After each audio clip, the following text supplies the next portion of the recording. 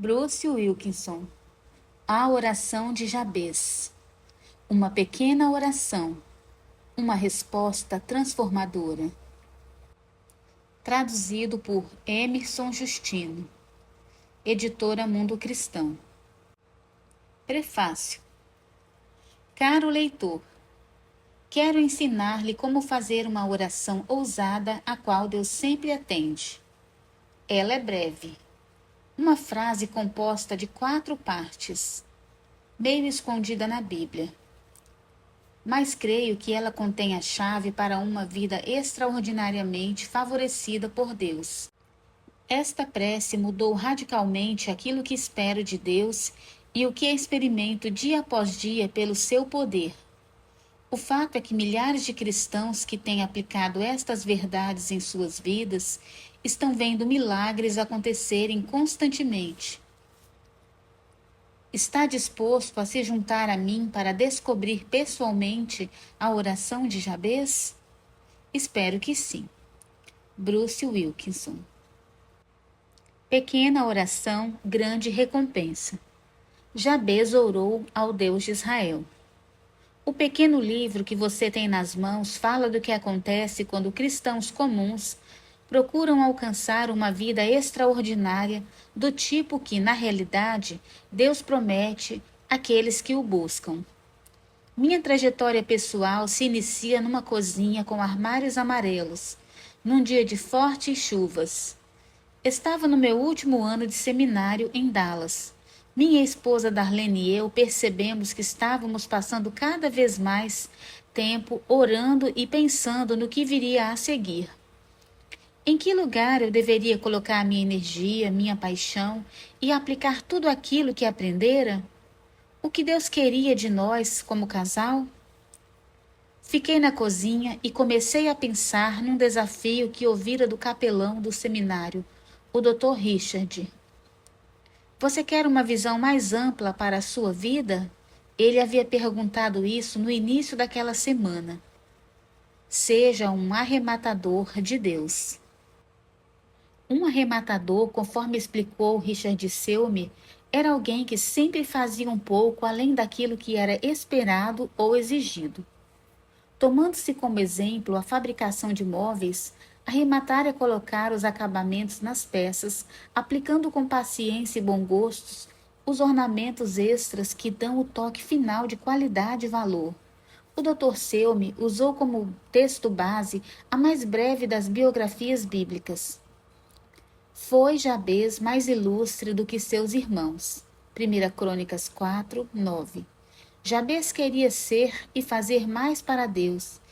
E como podemos concluir a parte final do versículo 10, Deus lhe concedeu este pedido.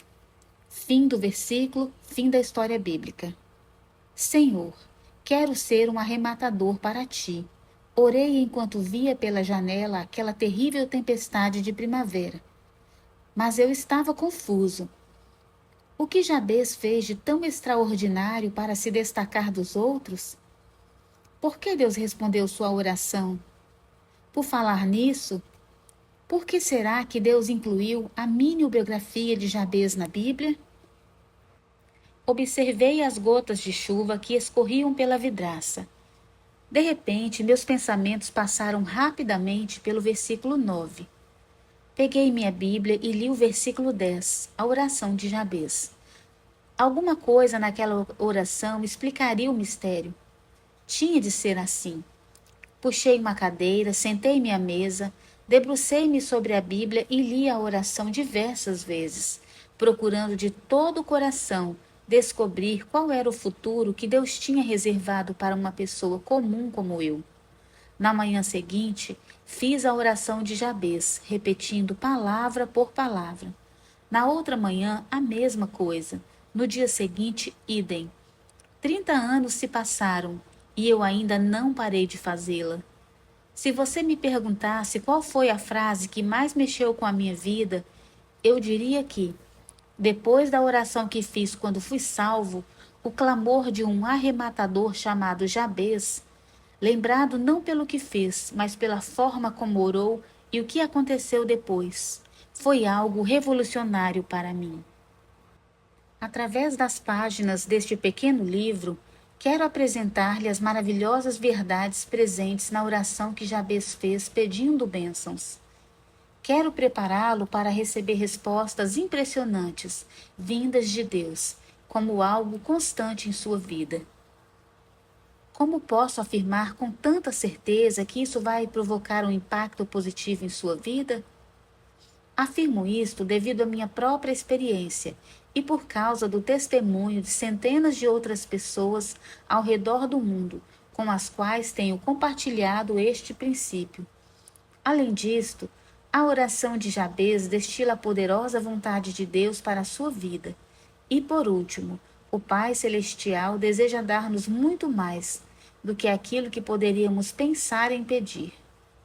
Pergunte ao homem que não tinha futuro. O menino prodígio da genealogia. Alguém já disse certa vez que existe muito pouca diferença entre as pessoas, mas é esta pequena diferença que faz toda a diferença. Jabez não aparece triunfantemente no Antigo Testamento, como Moisés ou Davi, nem tampouco ilumina o livro de Atos como aqueles primeiros cristãos que viraram o mundo de cabeça para baixo. Mas uma coisa é certa: a pequena diferença de sua vida fez toda a diferença. Pode-se dizer que ele foi o menino prodígio da genealogia, ou talvez o pequeno grande homem da Bíblia. Você vai encontrá-lo escondido numa das seções menos lidas de um livro menos lido de toda a Bíblia. Os primeiros 9 capítulos do livro de 1 Crônicas registram a árvore genealógica oficial das tribos hebreias. Começa com Adão e segue por milhares de anos, até o retorno de Israel do cativeiro. É um texto chato. A enorme lista de nomes desconhecidos e difíceis, há mais de 500 deles, é capaz de desanimar até o mais valente estudioso da palavra de Deus. Veja o capítulo 4. Os filhos de Judá foram Perez, Esrom, Carmi, Ur, Sobal, e isto é só o começo, Almai, Isma, Idbas, Azeleupone, Anube.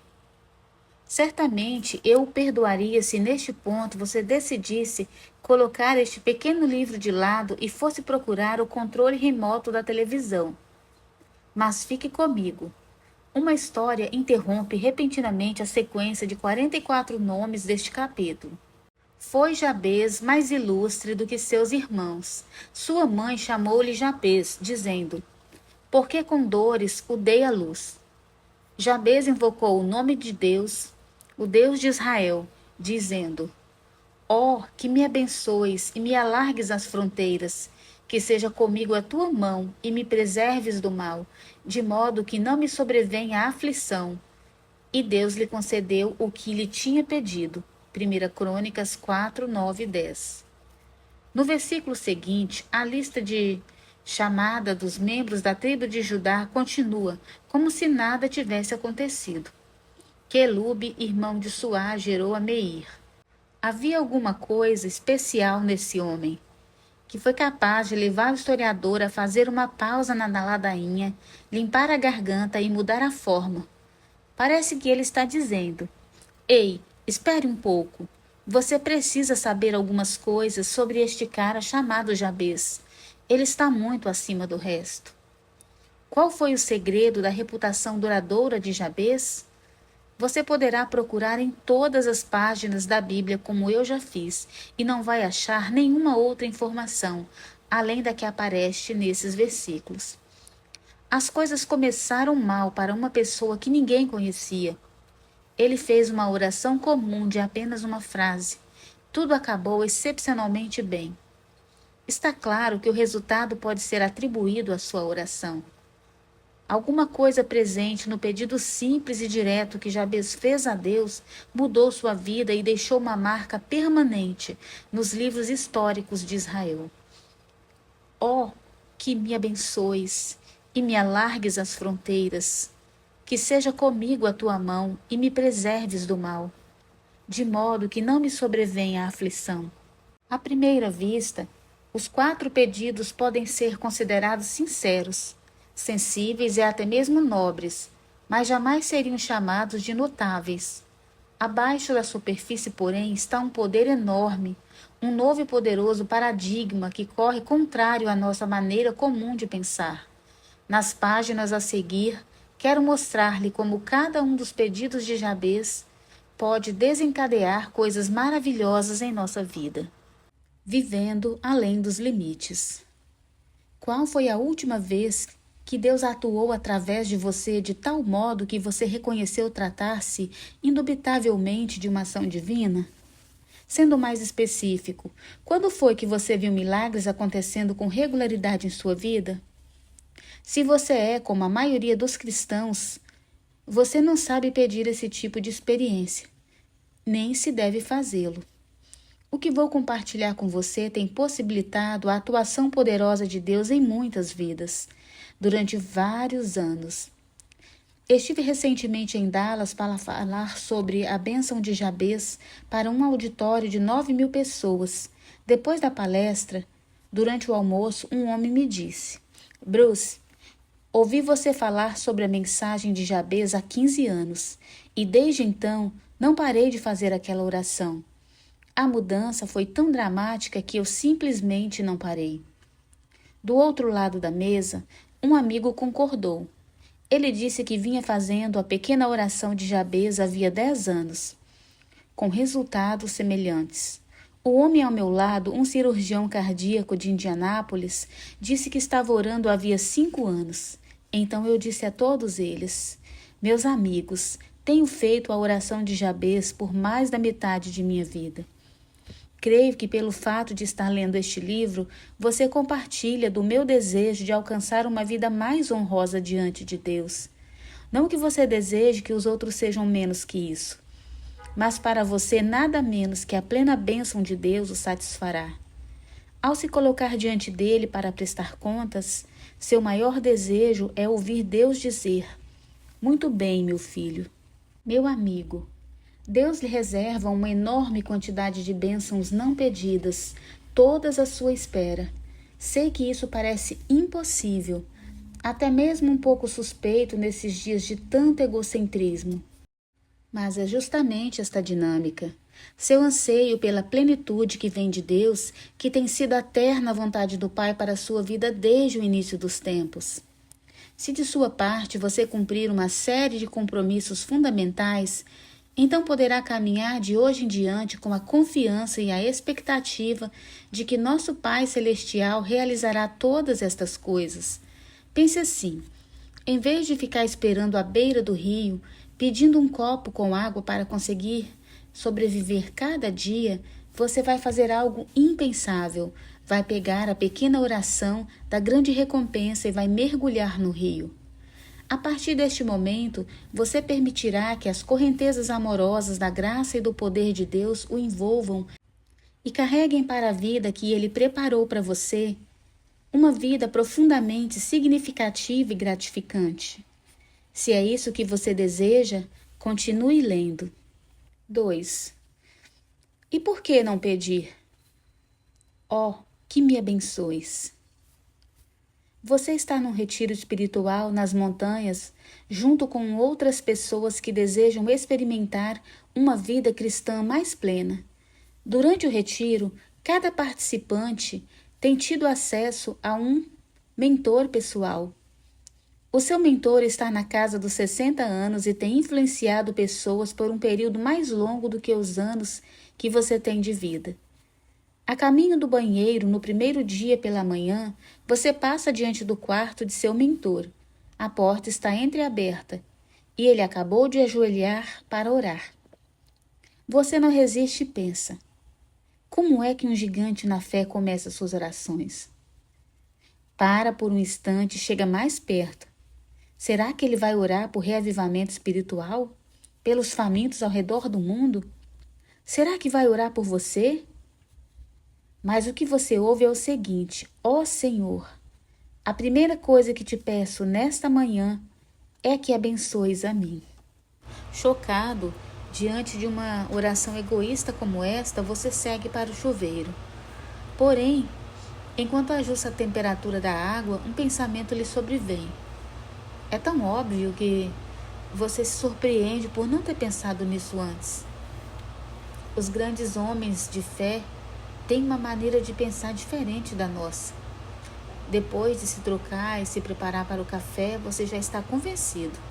A razão pela qual homens e mulheres de fé se destacam do resto é que eles pensam e oram de maneira diferente daqueles que os cercam. Será possível que Deus queira que você seja mais egoísta em suas orações? Que você peça mais e mais e cada vez mais em suas orações? Conheço muita gente na igreja, cristãos sinceros, que creem que pensar assim é um sinal de maturidade. Acham que parecerão mal educados ou gananciosos se pedirem mais bênçãos a Deus. Talvez você também pense assim. Se for este o seu caso, quero mostrar-lhe que tal oração não é atitude egoísta que parece ser, mas uma postura altamente espiritual, uma que nosso Pai Celestial deseja muito ouvir. Primeiramente, vamos olhar de perto a história de Jabez. Ganho em vez de perdas. Até onde sabemos, Jabez viveu no Reino do Sul, Israel, depois da conquista de Canaã e durante o tempo dos juízes. Ele nasceu na tribo de Judá, tornando-se finalmente o notável líder de seu clã. Na realidade, porém, sua trajetória começa com seu nome. Sua mãe chamou-lhe Jabez, dizendo: porque com dores o dei à luz. A palavra hebraica Jabez significa dor, ou uma tradução mais literal poderia ser: ele causa ou causará dores. Isso não parece apontar para um futuro promissor, não é? Todos os bebês chegam provocando certa intensidade de dor, mas o nascimento de Jabez teve alguma coisa fora do comum, tanto que sua mãe foi capaz de mencionar o fato no próprio nome de seu filho. Por quê? A gravidez ou o parto podem ter sido traumáticos. Talvez ele tenha nascido sentado, ou talvez a dor de sua mãe tenha sido emocional. O pai pode tê-la abandonado durante a gravidez, pode ter morrido a família, pode ter entrado numa situação financeira tal que a perspectiva de criar um filho trouxe apenas medo e preocupação.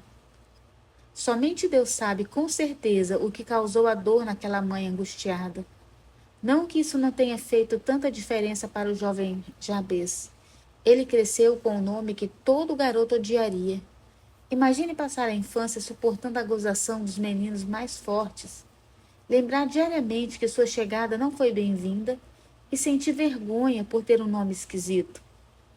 No entanto, o fardo mais pesado do nome de Jabez era como este nome definia seu futuro. Nos tempos bíblicos, um homem e seu nome estavam a tal ponto relacionados que apagar o nome da terra era sinônimo de matar uma pessoa. O nome era frequentemente tomado como um desejo ou uma profecia para o futuro daquela criança. Jacó, por exemplo, quer dizer suplantador, nome muito apropriado para o patriarca maquinador. Noemi e seu marido colocaram em seus filhos o nome de Malom e Quilom, que significam franzino e debilitado. E exatamente assim eles eram. Ambos morreram ainda jovens. Salomão significa paz. E fazendo jus ao nome, tornou-se o primeiro rei de Israel a reinar sem precisar ir à batalha. Um nome que significa dor não era um bom presságio para o futuro de Jabez. Apesar de suas poucas perspectivas, Jabez descobriu uma saída. Ele cresceu ouvindo sobre o Deus de Israel, que havia libertado seus ancestrais da escravidão, que os resgatara de poderosos inimigos e os colocara numa terra de fartura. Já adulto, Jabez acreditava e confiava piamente neste Deus de milagres e de novos começos. Então, por que não pedir um? Foi o que ele fez. Orou e formulou o maior e mais inimaginável pedido. Ó, que me abençoes.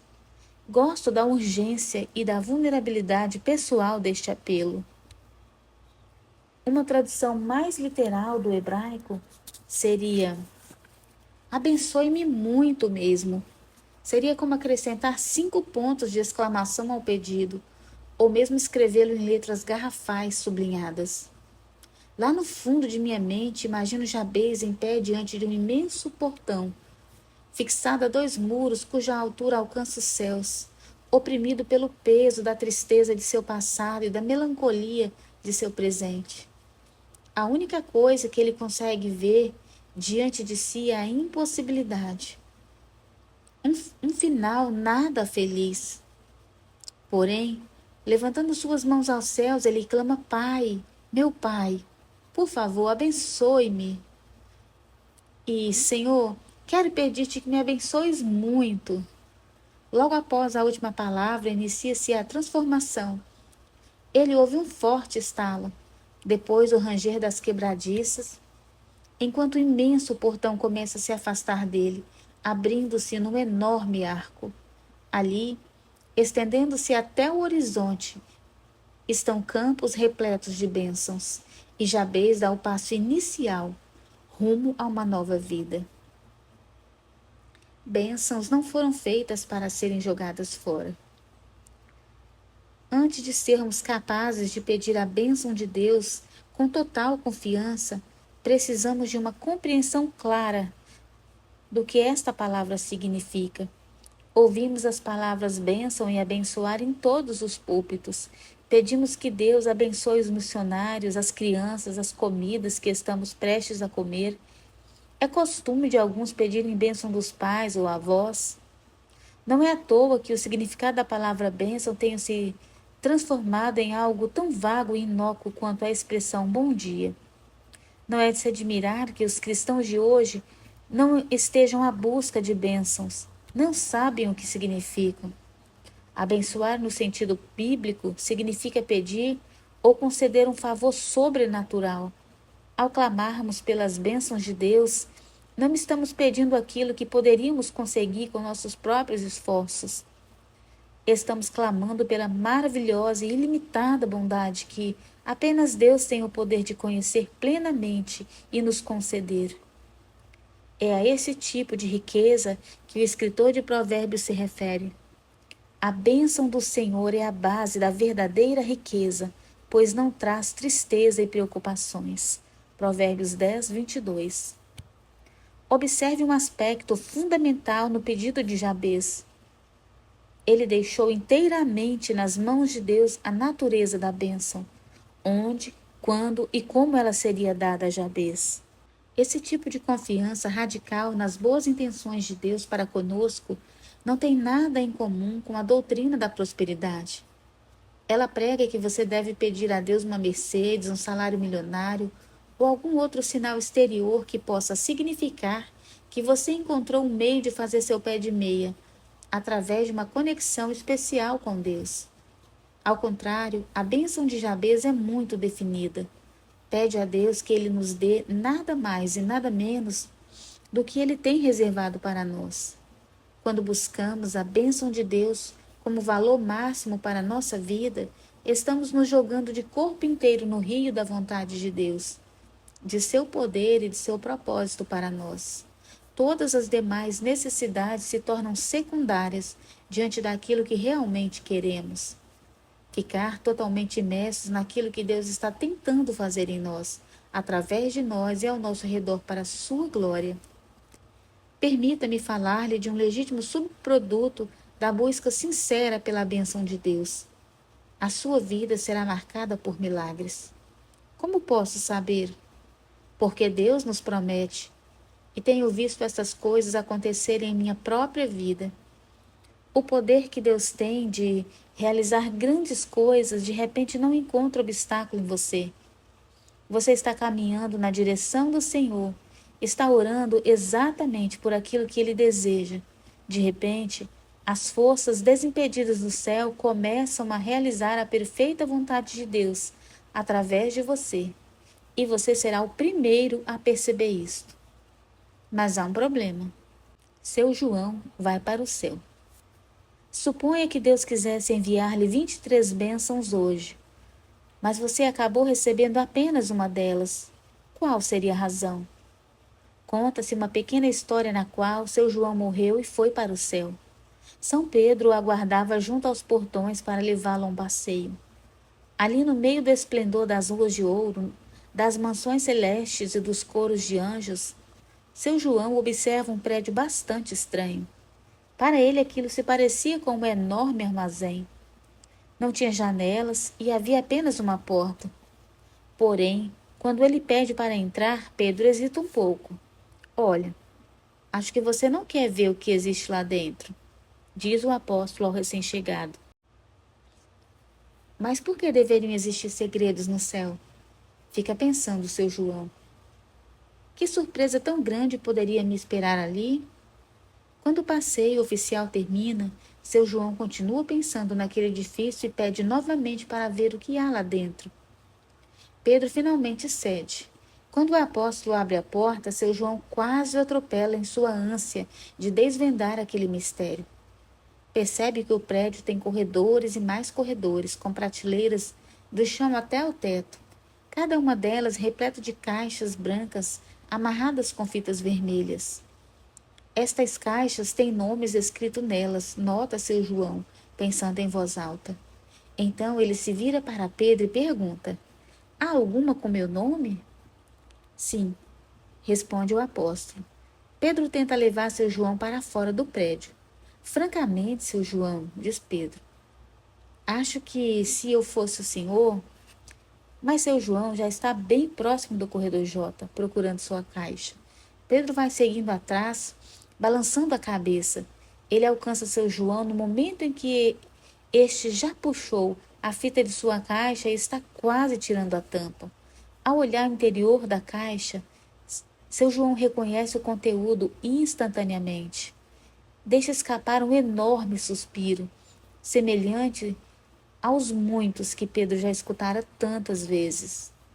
A caixa continha todas as bênçãos que Deus queria ter dado a seu João enquanto ele ainda estava na terra, mas seu João nunca pedira. Pedi, prometeu-nos Jesus, e dar-se-vos-á. Mateus 7:7. Nada tendes, porque não pedis, disse Tiago 4:2. A bondade de Deus não tem limites, mas se ontem você não lhe pediu uma bênção, então você não recebeu aquilo que poderia ter ganho. É este o problema. Se você não pede a bênção de Deus, deixará de receber aquelas que são concedidas apenas mediante seu pedido.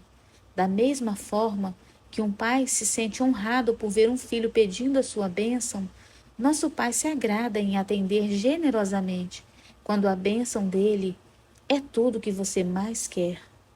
Abençoar faz parte da natureza de Deus. Talvez você ache que seu nome é também um sinônimo de dor ou problema, que a única herança que você recebeu de sua família são dívidas. Você não se considera um candidato a receber bênçãos. Ou quem sabe você é um daqueles cristãos que acham que, uma vez salvos, as bênçãos de Deus caem sobre sua cabeça como uma chuva regular, numa frequência determinada e constante, independentemente daquilo que você faz. Não é necessário nenhum esforço adicional. Talvez é possível que você tenha optado por um modelo de contabilidade espiritual. Em sua conta de bênção, você possui uma coluna para depósito e outra para saque. Deus tem sido por demais bondoso com você nos últimos tempos, então você conclui que não deve esperar muito e nem pedir que Deus acredite alguma bênção em sua conta. Você pode até achar que ele deveria ignorá-lo por algum tempo ou talvez fazer alguns saques, enviando algumas provações à sua vida. Esse tipo de pensamento é pecado, além de constituir uma armadilha. Quando Moisés disse a Deus no Monte Sinai: rogo-te que me mostres a tua glória. Êxodo 33:18. Ele pedia uma compreensão mais íntima de Deus. Como resposta, Deus descreveu a si mesmo como Senhor.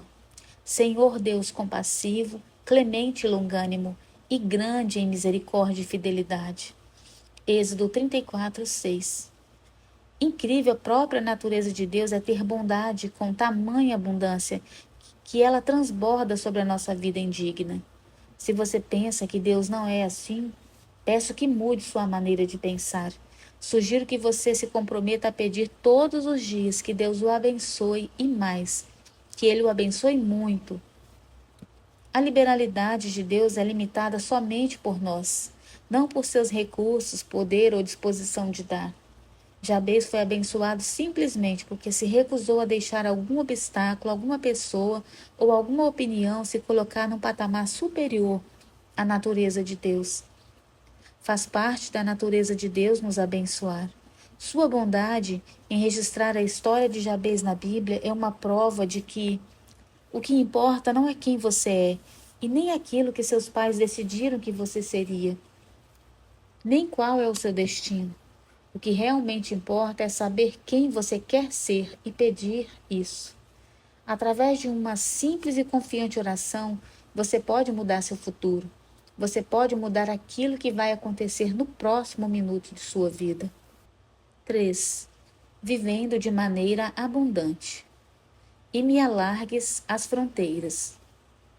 A parte seguinte da oração de Jabez, um apelo por maiores fronteiras, é aquela em que você pede a Deus que engrandeça a sua vida de modo que você possa causar maior impacto para Ele.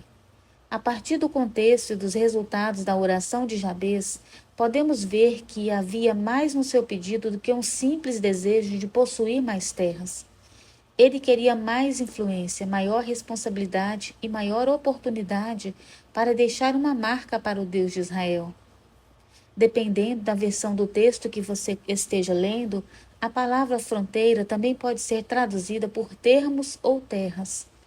Para Jabez e seus contemporâneos, esta palavra carregava grande força emocional. Ela falava de um lugar que pertencia a alguém e onde havia muito espaço para crescer. Na época de Jabez, a história israelita mais recente incluía a conquista de Canaã por Josué e a repartição da terra prometida em suas extensas áreas de terra para cada tribo. Quando Jabez clamou a Deus, alarga minhas fronteiras, ele observou seu contexto e concluiu: eu não nasci para ter só isso. Como fazendeiro ou criador, ele olhou para o patrimônio que sua família lhe havia dado. Correu os olhos pelas cercas, visitou os marcos de sua propriedade, calculou o potencial de tudo aquilo e tomou uma decisão. Toma tudo aquilo que colocares sob meu cuidado e aumenta-o, Senhor.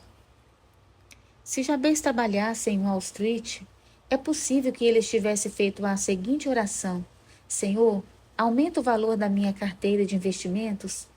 Normalmente cito este tipo de posicionamento ao falar com presidentes de empresas. Quando executivos cristãos me perguntam: é válido pedir a Deus mais sucesso nos negócios? Minha resposta sempre é: certamente que sim. Se você está tocando o seu negócio de acordo com princípios bíblicos, não apenas é certo pedir mais, como o próprio Deus está esperando que você peça. Seu negócio é o território, as fronteiras que Deus lhe confiou. Ele quer que você o aceite como uma oportunidade significativa de tocar vidas de pessoas. A comunidade empresarial e o próprio mundo para a glória do Senhor. Pedir ao Pai o incremento de seus negócios só traz alegrias a Deus. Suponhamos que Jabez fosse uma esposa e mãe. Sua oração teria sido assim: Senhor, incrementa minha família, favorece meus relacionamentos familiares, multiplica para a tua glória a influência de meu lar. Sua casa é a arena mais poderosa da face da terra para mudar uma vida para Deus. Por que o Senhor não desejaria que você fosse poderosa para Ele? Independentemente de qual seja a sua vocação, o ponto alto da oração de Jabez, no qual ele pede fronteiras mais amplas, deve soar como algo assim: ó Deus e Rei, peço-te que expandas minhas oportunidades e meu impacto de tal maneira que eu possa alcançar mais vidas para a tua glória. Permita-me fazer mais para ti. Quando você orar assim, as coisas começarão a esquentar. Há alguns anos, durante um seminário de uma semana numa grande universidade cristã da Califórnia, Desafiei os alunos a fazerem a oração de Jabez, pedindo mais bênçãos e maior influência. Sugeri que o corpo discente de mais de 2.000 alunos estabelecesse um objetivo ministerial digno da importância daquela escola. Por que não olhar para o globo e escolher uma ilha? Sugeri. Depois de escolher lugar, reúnam um grupo de alunos, fretem um avião e conquistem a ilha para Deus. Alguns alunos riram, outros questionaram minha sanidade. Mas quase todo mundo ouviu. Insisti. Tinha viajado à ilha de Trindade e constatado a carência do lugar. Disse a eles: vocês devem pedir Trindade a Deus e também um descer.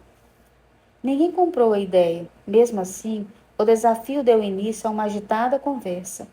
Vi que a maioria dos alunos estava ansiosa por fazer alguma coisa significativa com seus talentos e com seu tempo disponível, mas estavam inseguros sobre como começar. Normalmente, eles faziam questão de relatar sua falta de habilidade, de dinheiro, de coragem, de oportunidade. Passei a maior parte daquela semana fazendo-lhes uma pergunta. Se o Deus do céu o ama infinitamente e quer que você esteja diante dele a cada instante, e se você sabe que o céu é um lugar muito melhor para você, então por que será que ele deixou você aqui na terra? Expus a cada aluno que encontrava o que eu achava ser uma resposta bíblica para aquela questão. Você está aqui porque Deus quer que você alargue suas fronteiras, conquistando novos territórios para Ele, talvez uma ilha, e alcançando pessoas em nome dele. Deus estava operando. Uma semana depois de voltar para casa, recebi uma carta de um aluno chamado Wallace. Ele e seu amigo Dave tinham decidido desafiar o poder de Deus e pedir que os abençoasse e alargasse suas fronteiras. Eles oraram especificamente que Deus lhes desse a oportunidade de testemunhar ao governador do estado naquele fim de semana. Jogaram seus sacos de dormir no porta-malas do carro e viajaram mais de 600 quilômetros até a capital do estado e foram bater na porta do governador. A carta prossegue assim. Veja o que já tinha acontecido até a meia-noite de domingo, quando voltamos de Sacramento. Havíamos testemunhado de nossa fé a 2 frentistas de um posto de gasolina, a 4 seguranças, ao chefe da Guarda Nacional dos Estados Unidos, ao diretor do Departamento de Saúde, Educação e Ação Social do Estado da Califórnia, ao chefe da Polícia Rodoviária da Califórnia, à secretária do governador e, por fim, ao próprio governador. Estamos agradecidos e assustados, feito crianças, com o crescimento que Deus nos tem dado. Obrigado por mais uma vez, por seu desafio. Isso foi só o começo.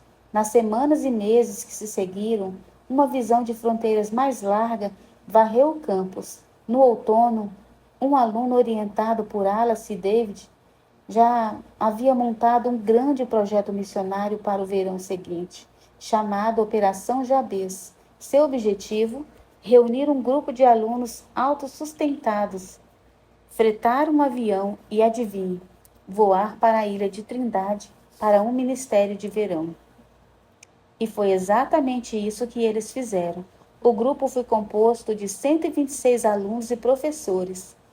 Quando levantou o voo de Los Angeles, a Operação Jabez já contava com grupos prontos para ministrar mediante dramatizações, construção, escola bíblica de férias, música e visitação. Nas palavras do reitor da universidade, a Operação Jabez foi o mais bem-sucedido ministério estudantil na história da entidade. 2 alunos pediram a Deus que lhes alargassem as fronteiras, e Deus atendeu. Uma pequena oração refez um mapa e impactou a vida de milhares de pessoas. Acho que este é o meu compromisso. A oração de Jabez é um pedido revolucionário. Assim como é muito raro ouvir alguém orando, Deus, abençoa-me, também é difícil presenciar a súplica de alguém que diz, Deus, dá-me um ministério maior. A maioria de nós acha que nossa vida já é ocupada demais. Porém, quando você começa a orar pela fé pedindo mais ministério, Coisas impressionantes vão acontecer. À medida que suas oportunidades crescerem, sua capacidade e seus recursos sobrenaturais também se expandirão. Não demora muito e você começará a perceber o prazer que Deus tem em seu pedido e a urgência que Ele tem de fazer grandes coisas em você e através de você. As pessoas vão bater na porta ou se sentar na mesa ao lado. Começarão a dizer coisas que vão surpreender até a elas mesmas. Pedirão alguma coisa. Elas não estarão bem certas do que é e vão esperar sua resposta. Chamo esses encontros de compromissos de Jabez. Lembro-me da primeira vez que orei pedindo um desses compromissos. Foi num lugar surpreendente, a bordo de um avião na costa da Turquia. Eu estava viajando sozinho, avaliando uma empresa especializada em levar grupos para fazer turismo no Mediterrâneo, seguindo os passos da igreja primitiva. Passamos alguns dias maravilhosos a bordo daquele navio, com tempo suficiente para me dedicar a diversos projetos, mas com o passar dos dias, fui me sentindo cada vez mais solitário. Na manhã em que ancoramos em Patmos, a ilha onde João escreveu o livro do Apocalipse, cheguei ao fundo do poço. Em vez de seguir o roteiro turístico, caminhei pelas ruas daquele pequeno porto conversando com Deus. Senhor, sinto saudade de casa e estou fraco, dizia eu, mas quero ser teu servo. Mesmo aqui, alarga minhas fronteiras. Mande-me alguém que precise de mim. Numa pequena praça, encontrei um restaurante com mesas na calçada. Sentei-me e pedi uma xícara de café. Poucos minutos depois, ouvi a voz de um homem atrás de mim. Você está no navio de cruzeiro? Olhei para trás e vi um jovem caminhando em minha direção. Sim, estou. E você? Ele disse que era americano e que vivia na ilha. Perguntou se poderia sentar-se ali. Seu nome era Terry. Poucos minutos depois, ele já estava me contando sua história. De acordo com o que ele me contou, seu casamento estava à beira de um penhasco. Na verdade, aquele dia era o fim de tudo. Sua esposa dissera que partiria à noite. Você sabe o que eu estava pensando naquele momento, não é? Tá bom, Senhor. Acho que este é o meu compromisso de hoje. Eu aceito. Você quer que sua esposa vá embora? Perguntei. Ele disse que não. Posso sugerir-lhe alguma coisa? Ofereci-me. Quando ele disse sim, soube que era a confirmação dada pelo Senhor de que aquela seria mais uma experiência de Jabez. Passei 1 hora conversando sobre vários aspectos e princípios bíblicos para um casamento feliz. Terry nunca ouvira falar de nenhum deles. Quando eu já estava acabando, Terry estava tão ansioso para ter uma oportunidade de colocar em prática aquelas ideias salvadoras que pulou da cadeira e ficou em pé na minha frente. Terry, disse eu, quero ouvir notícias de como foram as coisas entre você e sua esposa hoje.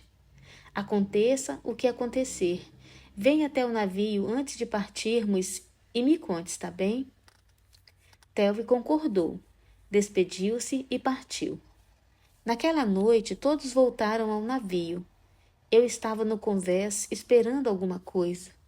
Ainda me sentia solitário, um pouco frustrado, e comecei a repensar o que se passara no coração de Terry naquele café. Quando o capitão ordenou que se desse o último apito, anunciando nossa partida, fui até a proa, onde a tripulação estava ocupada mexendo com as amarras do navio. E ali, correndo atrás de nós pela costa, vinha um casal de mãos dadas. Quando chegaram perto o suficiente para me verem na balaústra, começaram a gritar. Funcionou! Funcionou! Vamos ficar juntos! Durante o resto da viagem, fiquei tão contente com o que Deus havia feito que senti como se estivesse flutuando pelas águas sem precisar do navio. Deus havia marcado um compromisso na agenda daquele jovem para que pudesse se encontrar comigo. Começamos a nos aproximar a partir do momento em que orei, pedindo por uma vida mais ampla do serviço do Senhor, vivendo de acordo com a matemática de Deus. Independentemente de quais sejam nossos dons, nossa formação ou nossa vocação, o chamado que recebemos de Deus é para realizar sua obra na terra. Se quiser, pode chamar isso de viver sua fé em prol dos outros. Pode chamá-lo de ministério. Também pode chamá-lo de expediente diário do cristão. Seja qual for o nome que você lhe dê, a verdade é que Deus está procurando pessoas que queiram fazer mais, pois, com tristeza, o que vemos é que a maioria dos cristãos parece se recusar a viver neste nível de bênção e influência. Para a maioria de nós, a relutância provém de números certos, mas numa aritmética totalmente errada. Veja o exemplo. Quando determinamos o tamanho do território que Deus tem em mente para nós, temos em nosso coração uma conta que se soma mais ou menos assim: minhas habilidades mais experiência mais treinamento mais minha personalidade e aparência mais meu passado mais as expectativas das pessoas igual o território a mim reservado. Não importa quantos sermões já tenhamos ouvido sobre o poder que Deus tem de trabalhar através da nossa vida. Nós simplesmente encobrimos a pequena palavra através. É claro que dizemos que nosso desejo é que Deus trabalhe através de nós, mas o que realmente queremos dizer não é através, mas normalmente por ou associado a nós. Mas o lembrete que Deus nos dá é o mesmo que ele deu aos judeus quando estavam no cativeiro ou quando voltavam do cativeiro para uma terra dizimada. Não por força, não por poder, mas pelo meu Espírito, diz o Senhor dos Exércitos. Zacarias 4, 6. Nosso Deus é especializado em trabalhar através de pessoas comuns que creem num Deus sobrenatural que vai cumprir sua obra através delas. O que ele está esperando é o convite. Isto quer dizer que na matemática de Deus a equação seria assim: minha disposição e minhas fraquezas mais a vontade e o poder sobrenatural de Deus igual meu território expandido. Repetindo, minha disposição e minhas fraquezas mais a vontade e o poder sobrenatural de Deus igual meu território expandido. Quando você começar a pedir com sinceridade, a implorar mesmo, por mais influência e responsabilidade para com isso honrar a Deus, o Senhor vai colocar oportunidades e pessoas em seu caminho. Você pode confiar que Ele nunca vai mandar alguém a quem você não possa ajudar através da orientação e da força do Senhor. Não raro você sentirá medo ao começar a possar-se do novo território, mas também vai experimentar uma emoção enorme ao sentir Deus conduzi-lo em suas atividades. Você será como João ou Pedro, a quem foram dadas as palavras a serem ditas no momento oportuno. Certo dia, em resposta à oração de Darlene por um ministério mais amplo, uma vizinha que mal conhecíamos bateu à nossa porta. Senhora, disse ela em meio às lágrimas, meu marido está morrendo e eu não tenho ninguém com quem conversar. A senhora pode me ajudar? Fronteiras mais amplas, um compromisso a cumprir. Há pouco tempo, numa viagem de trem que atravessava o país, orei novamente para que Deus pudesse alargar minhas fronteiras. Enquanto estava no vagão do restaurante, pedi ao Senhor que me enviasse alguém que estivesse precisando dele. Uma mulher se sentou à mesa e disse que precisava me fazer uma pergunta. Ela sabia meu nome, mas pouca coisa a meu respeito. Parecia muito agitada. Que posso fazer pela senhora? Perguntei. Tenho medo do anticristo, respondeu ela. Por 50 anos tenho vivido com pavor de não ser capaz de reconhecê-lo quando ele surgir, de ser enganada por ele e de receber a marca da besta. Esta pergunta direta e objetiva de uma mulher que eu nunca mais verei na vida me levou a ter uma conversa com ela de modo a promover uma maravilhosa libertação espiritual em sua vida. Seu assento na primeira fila. Orar por fronteiras alargadas é nada menos que pedir um milagre. Um milagre é uma intervenção divina que provoca um evento que normalmente não ocorreria. Foi exatamente isto e nada menos que Jabez precisou para transcender seu nome e mudar sua situação. Você acredita que milagres acontecem hoje em dia? Muitos cristãos que conheço não creem. Digo a eles que um milagre não precisa romper as leis naturais para ser considerado um evento sobrenatural. Ao acalmar uma tempestade, Cristo não descartou uma lei natural. A tempestade terminaria por si só eventualmente. O que ele fez foi mudar a condição do tempo. Quando Elias orou para que parasse de chover, Deus dirigiu o ciclo natural de seca e chuva.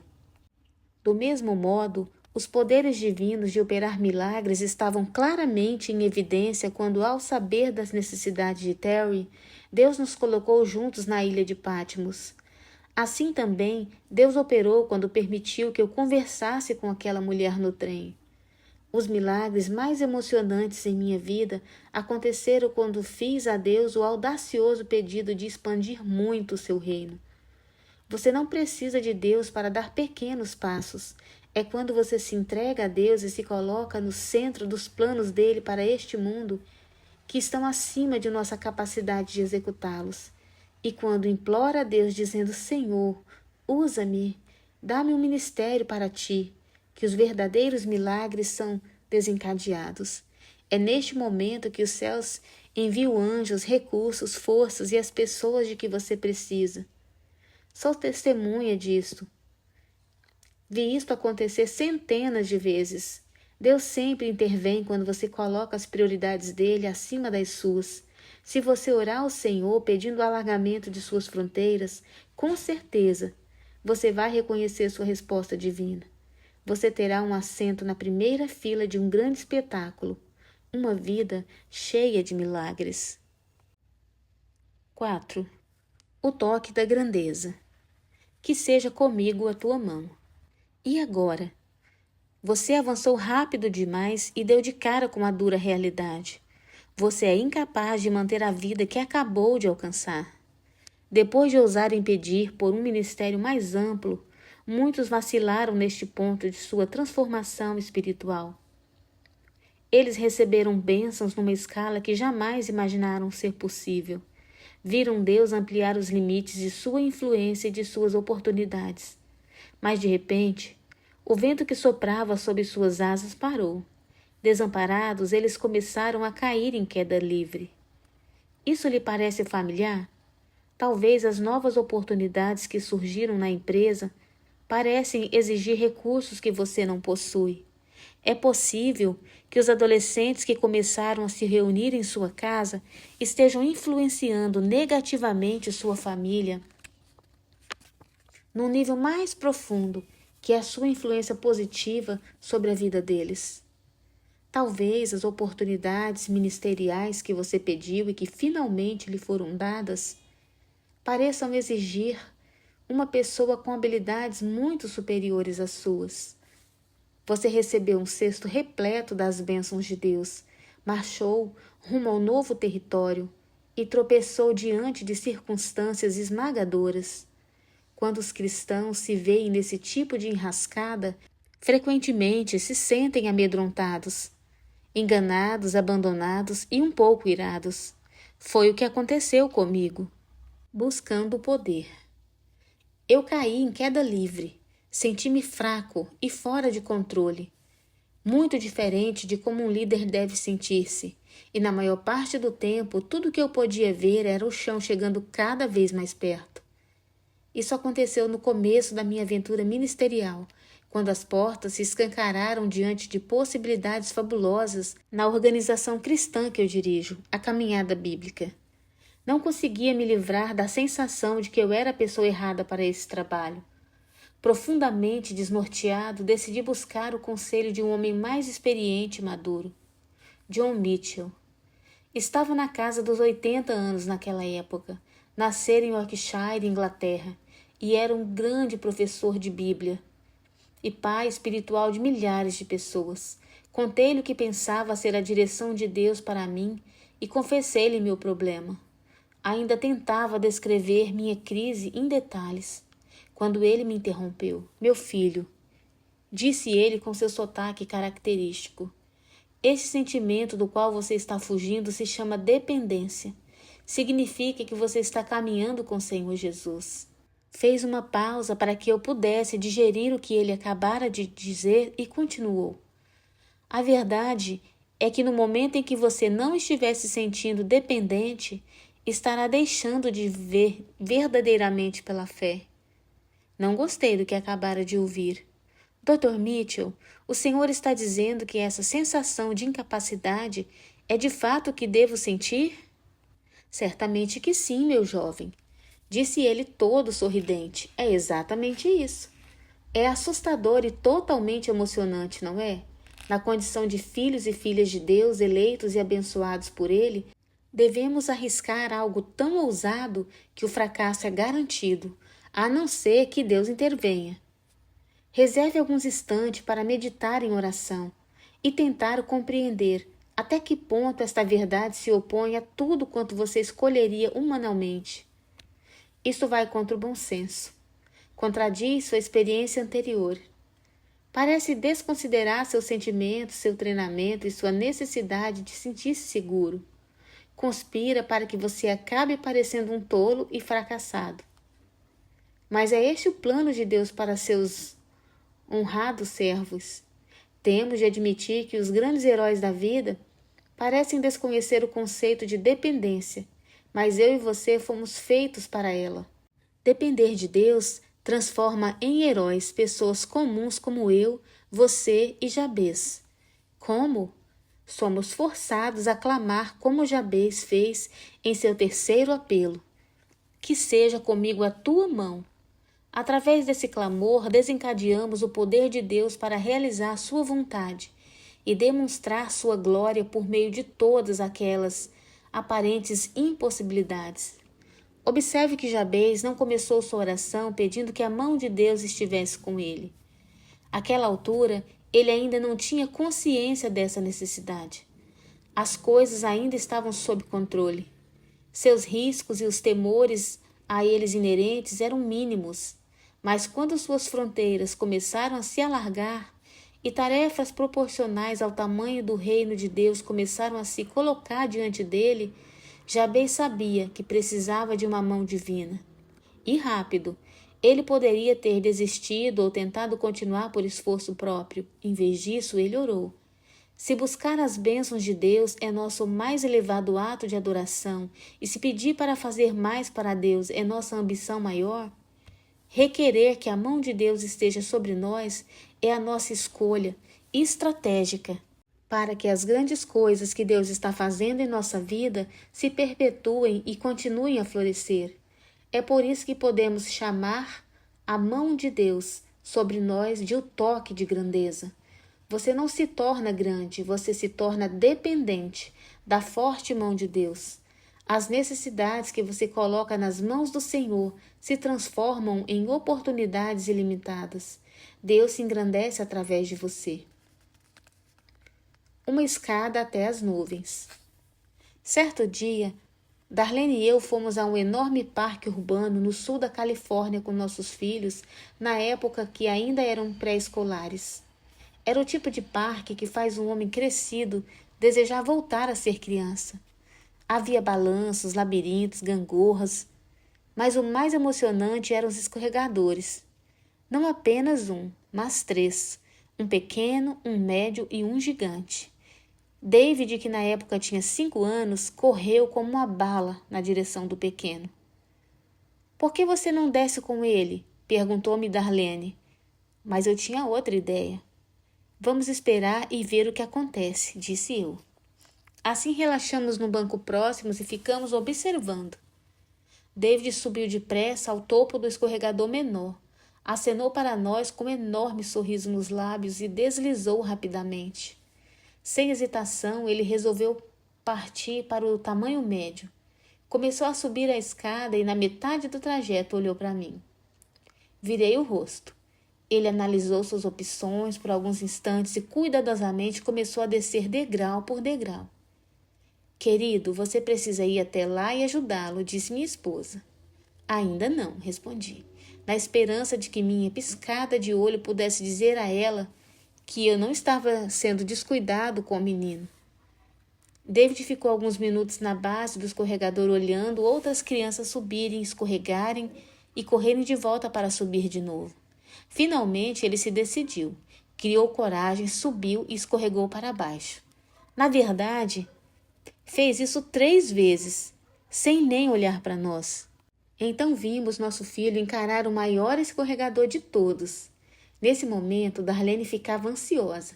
Bruce, acho que ele não deveria ir naquele escorregador sozinho. Concordo, respondi calmamente. Mas acho que ele também não vai querer fazer isso. Vamos ver. Quando chegou ao pé do escorregador, ele gritou, papai! Mas eu olhei novamente para o outro lado, fingindo que não podia ouvi-lo. Ele deu mais uma olhada na escada. Em sua imaginação infantil, aquela escada deveria chegar até as nuvens. Ficou olhando um adolescente descer voando. Então, enfrentando seu medo, ele decidiu tentar. Passo a passo, uma mão após outra. Devagar, David avançou a escada acima. Antes da metade da escada, de repente ele congelou. Naquele momento, o adolescente já estava atrás dele e gritou para que ele subisse logo. Mas David não podia. Não conseguia nem subir nem recuar. Ele havia chegado ao ponto do evidente fracasso. Corri para ele e perguntei da base da escada. Tudo bem com você, filho? Ele olhou para mim tremendo, mas segurando a escada com forte determinação. Ele tinha uma súplica na ponta da língua. Papai, desce comigo? O adolescente estava perdendo a paciência, mas eu não queria deixar a oportunidade passar. Por quê, filho? Perguntei-lhe olhando atentamente para seu pequeno rosto. Não consigo fazer isso sem você, papai, disse ele tremendo. É muito grande para mim. Estiquei-me o mais que pude para alcançá-lo e o levantei em meus braços. Então subimos juntos aquela longa escada até as nuvens. Chegando ao topo, coloquei meu filho entre minhas pernas e o segurei com força. Então descemos o escorregador gigante, rindo e gritando por todo o trajeto. Sua mão, seu espírito. As mãos de nosso Pai são assim. Você diz a ele, Pai, faz isso em mim, pois não posso fazê-lo sozinho. É grande demais para mim. E você sai, dando o passo da fé para fazer e dizer coisas que só poderiam vir das mãos de Deus. Depois de tudo, seu espírito exclamará, foi Deus quem fez isso, e ninguém mais. Deus me conduziu, deu-me as palavras, deu-me o poder, e isso é maravilhoso. Não há nada melhor que viver nessa dimensão sobrenatural. O poder de Deus sobre nós, em nós e movendo-se através de nós é exatamente o que transforma dependência em inesquecíveis experiências de plenitude. Não que por nós mesmos sejamos capazes de pensar alguma coisa, disse Paulo, como se partisse de nós. Pelo contrário, a nossa suficiência vem de Deus, o qual nos habilitou para sermos ministros de uma nova aliança. 2 Coríntios 3, 5, 6. Por mais trágico que isso possa parecer, a mão do Senhor é tão raramente experimentada, até mesmo por cristãos maduros, que eles não sentem falta dela e nem pedem sua atuação. Eles mal sabem que ela existe. Pensam nela como algo reservado aos profetas e aos apóstolos, que não é para eles. Quando essas pessoas enfrentam a perspectiva do fracasso, sua tendência é chegar à errônea conclusão. Fui longe demais. Acabei chegando ao lugar errado. Já que cheguei ao fim de meus recursos, a melhor coisa é sair, e rápido. Jabez, ao contrário, estava tão certo de que a mão de Deus sobre ele era necessária para alcançar as bênçãos que foi incapaz de imaginar uma vida honrada sem ela. Vamos analisar em detalhes o significado de sua oração. A mão do Senhor é um termo bíblico para expressar o poder e a presença de Deus na vida de seu povo. Veja Josué 4, 24 e Isaías 59, 1. Em Atos, o sucesso fenomenal da igreja primitiva foi atribuído a uma coisa: a mão do Senhor estava com eles. E muitos crendo se converteram ao Senhor. Atos 11, 21. Uma descrição mais específica do Novo Testamento sobre a mão de Deus é o encher-se do Espírito Santo. O crescimento da igreja deve ser o poderoso testemunho tanto à necessidade quanto à disponibilidade da mão de Deus para realizar as coisas de Deus. Considere a progressão natural que parte de mais bênçãos para maiores fronteiras e em seguida para a necessidade de poder sobrenatural. Quando Jesus deu a seus discípulos a grande comissão, ide, portanto, fazei discípulos de todas as nações, e eis que estou convosco todos os dias. Mateus 28, 19 e 20. Estava-lhes outorgando tanto uma bênção incrível quanto uma tarefa impossível. Ir a todas as nações e pregar? Desastre à vista. Afinal, ele estava escalando pessoas não confiáveis e covardes como Pedro, que já havia provado que até uma menina próxima a uma fogueira poderia fazê-lo negar ter conhecido Jesus.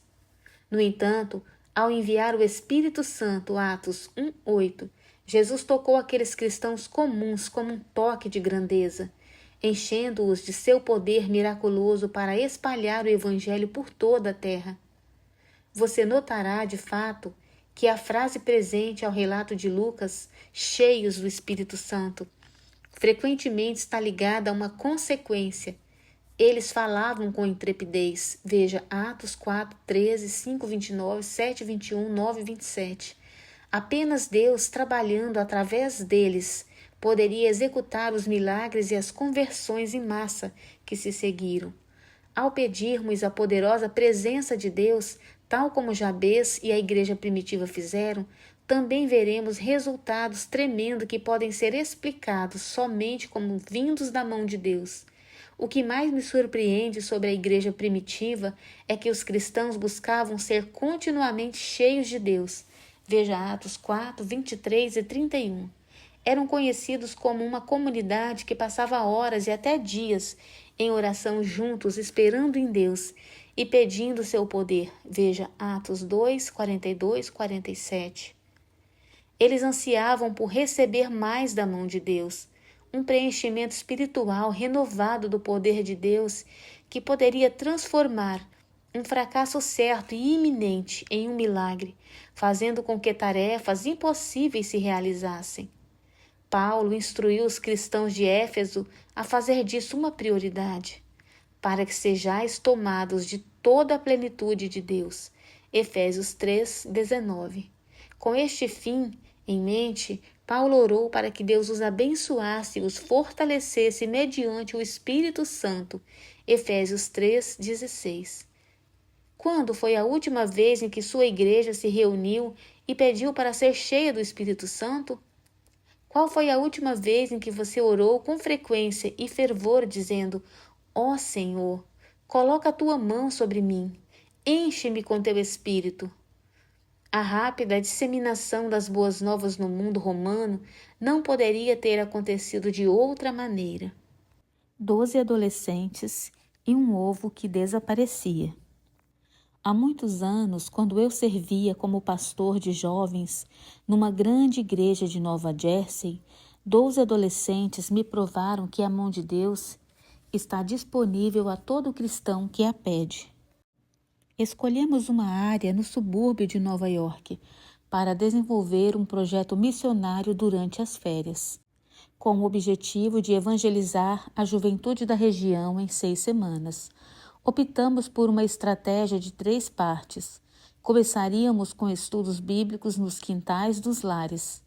Mudaríamos para o evangelismo na praia à tarde e fecharíamos com cultos noturnos nas igrejas locais. Parece simples, mas não preciso dizer-lhe que a equipe, incluindo o pastor de jovens, sentiu-se sobrepujada pela dimensão da tarefa. Convidamos uma pessoa de Long Island, especialista em ministério com crianças, para nos dar algum treinamento. Ele disse à nossa equipe que reunir 13 ou 14 crianças no quintal de uma casa já seria um enorme sucesso. Depois que ele saiu, eu disse baixinho: se não tivermos 100 crianças em cada clube bíblico até o final de semana, vamos considerar o projeto um fracasso. Repentinamente, todos nós tivemos o desejo de nos ajoelharmos em oração. Nunca me esquecerei daqueles garotos sinceros e de suas orações. Senhor, abençoa a gente. Senhor, sei que parece loucura, mas dá-me 100 crianças. Senhor, pelo teu Espírito, faze algo grande para a tua glória. Os pais sempre diziam à equipe que o que eles queriam fazer era impossível. E tenho certeza de que eles estavam certos. Mas as coisas começaram a acontecer. 4 das 6 equipes estavam abarrotadas com mais de uma centena de crianças nas reuniões da primeira semana. Alguns grupos precisaram de mudar para locais maiores, como casas cujos quintais não fossem separados por muros e que pudessem acomodar todas as crianças.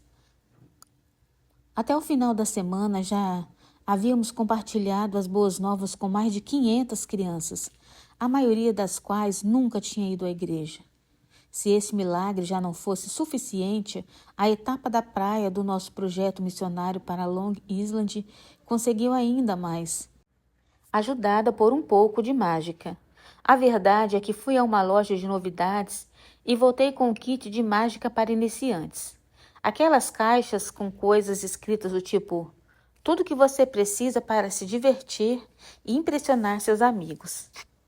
Fiquei acordada até às 3 horas da manhã, aprendendo como fazer um ovo desaparecer. Na tarde seguinte, estávamos promovendo nossos shows gratuitos de mágica na área e pedindo que a mão de Deus estivesse sobre nós.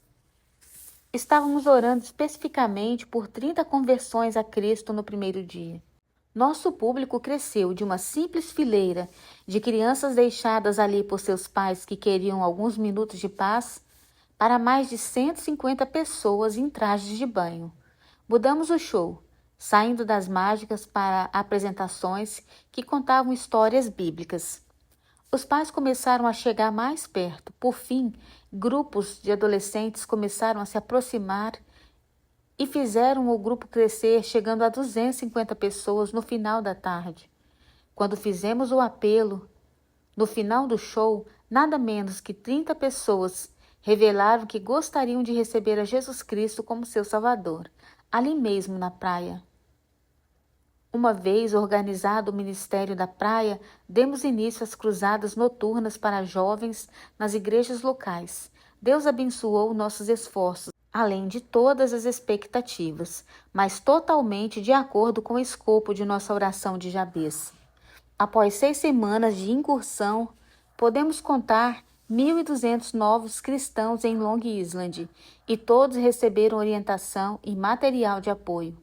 Aqueles 12 estudantes voltaram para suas vidas confortáveis de classe média, convencidos de que Deus pode fazer qualquer coisa. A primeira mudança ocorreu em sua igreja local, pois eles decidiram orar para que o Espírito Santo agisse em sua própria congregação e trouxesse arrependimento e avivamento. Impossível? De forma alguma. 12 adolescentes e um pastor de jovens viram a mão de Deus agir através da igreja. Quando os membros do projeto missionário compartilharam suas histórias e desafiaram a igreja a pedir mais a Deus, o reavivamento varreu aquela igreja de modo singular. O toque do Pai. Tal como qualquer pai amoroso no parque, Deus está olhando e esperando que você peça pelo poder espiritual que Ele oferece.